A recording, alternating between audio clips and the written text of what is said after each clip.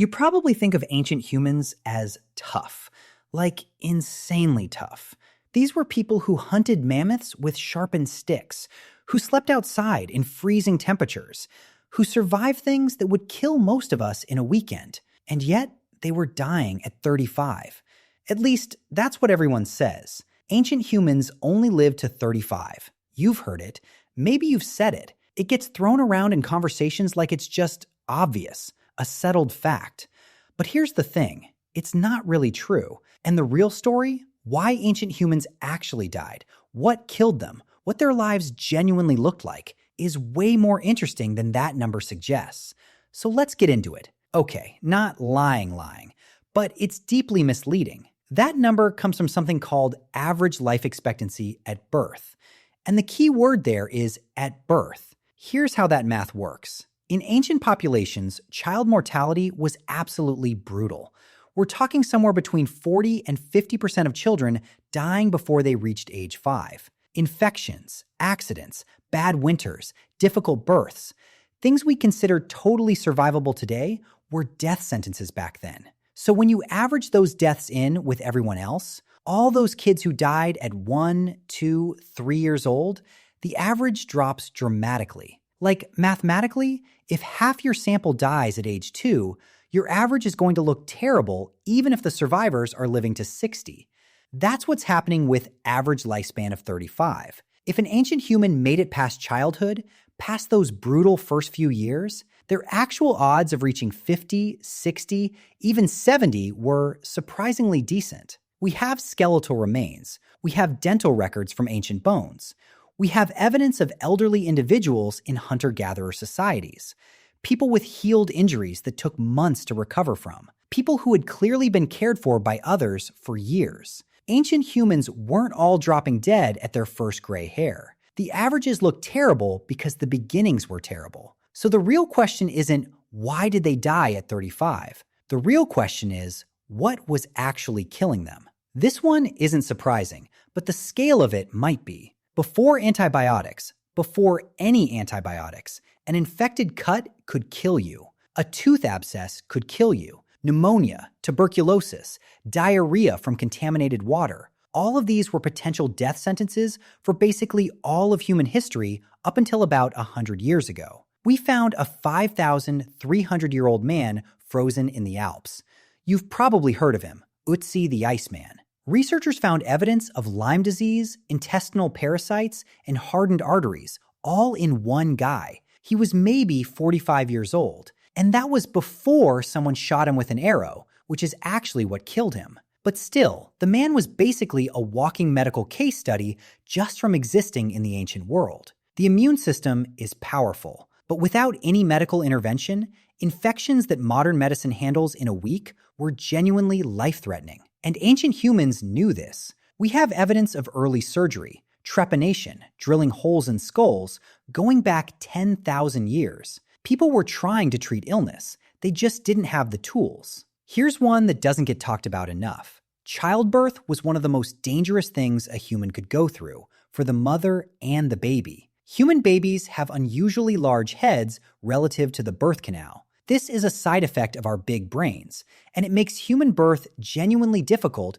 compared to basically every other mammal. Complications during childbirth, prolonged labor, the baby being positioned wrong, hemorrhage after delivery. These things happen even today with full medical support. Without that support, the death rate was significant. Estimates for maternal mortality in pre-modern populations run as high as 1 in 100 births. That doesn't sound huge until you realize that women in hunter-gatherer societies were often having 4, 5, 6 children. The cumulative risk across multiple pregnancies was substantial. And the babies themselves, the ones that survived birth, were immediately entering a world with no formula, no incubators, no NICUs.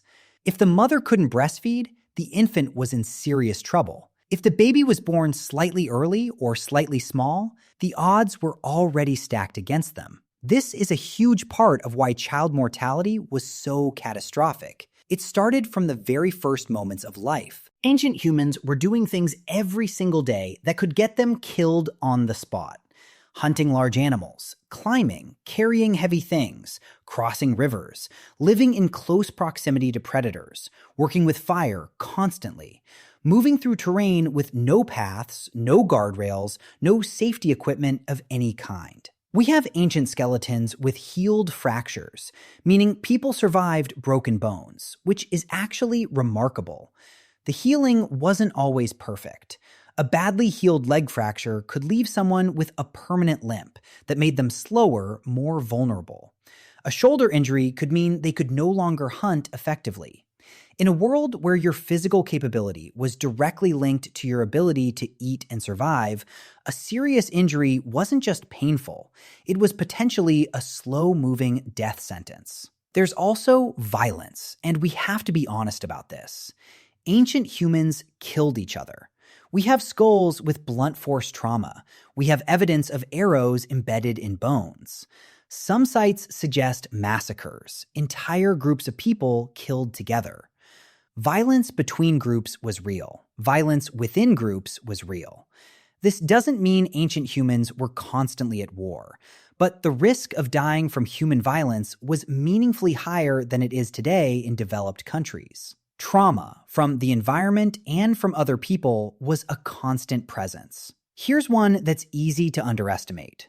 Hunter-gatherers actually had a pretty varied diet. In good times, they were eating an impressive range of foods: meat, fish, nuts, tubers, fruits, insects, eggs. Nutritionally, it wasn't as bad as you might picture. But good times is doing a lot of work in that sentence. Bad times existed. Droughts, failed migrations, harsh winters where game disappeared, seasons where the plant foods just weren't there. And when food got scarce, everything got worse at once.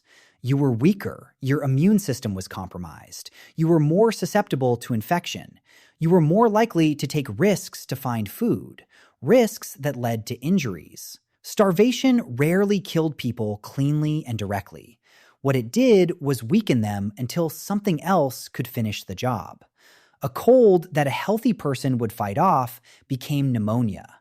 A cut that would normally heal became infected. Hunger was often the first domino. We also know that dental health was genuinely terrible, not from sugar like modern dental problems, but from grit. Hunter-gatherers were eating food that had been processed by grinding on stone, and tiny stone particles got into everything. The wear on ancient teeth is striking. By middle age, teeth were often ground down to the roots. Dental infections then moved into the jaw, the skull. People died from toothaches. That's not a metaphor. Dental abscesses can spread to the brain. It happened. This is the part I find genuinely fascinating.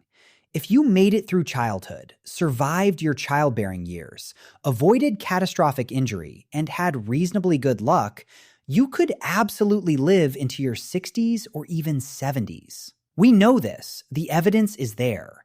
But what did that look like? The honest answer is hard. Your joints were probably wrecked. Osteoarthritis was common and severe. Your spine had taken decades of physical labor with no ergonomic support. Your teeth were gone or going. Accumulated injuries had left their marks. But here's the thing. Older individuals weren't just left behind.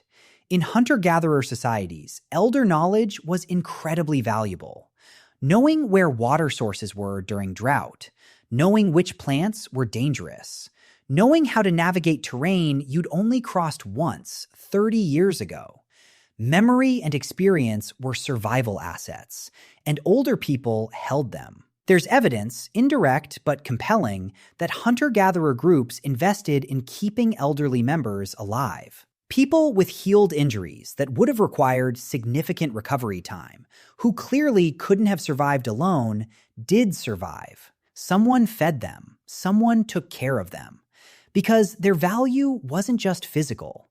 Grandmothers specifically show up in research on why humans live so long past their reproductive years, something almost no other animal does. The grandmother hypothesis suggests that post-reproductive women provided such significant survival benefits to grandchildren that it became baked into human biology. We evolved to have grandparents because grandparents mattered.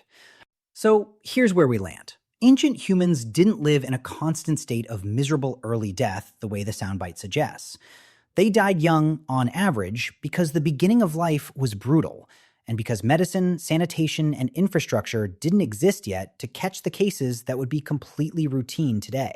The people who made it through childhood entered adult lives that were physically demanding, genuinely dangerous, and full of risks we don't face anymore. Infection, trauma, childbirth, starvation. These weren't abstract threats. They were the actual texture of daily life. And yet, people formed deep social bonds. They created art. They buried their dead with care and with ritual. They told stories around fires about things they'd seen and things they feared and things they hoped for. They weren't just surviving. They were living, fully, completely, in the only world they knew. The thing that ended their lives earlier wasn't weakness. It wasn't stupidity. It was the absence of the specific tools we've spent the last few centuries building. The antibiotics, the surgical techniques, the clean water systems, the infant formula, the trauma centers. Take those away from any of us, and our numbers would look exactly like theirs. The ancient humans weren't fragile. The world just hadn't figured out how to protect them yet.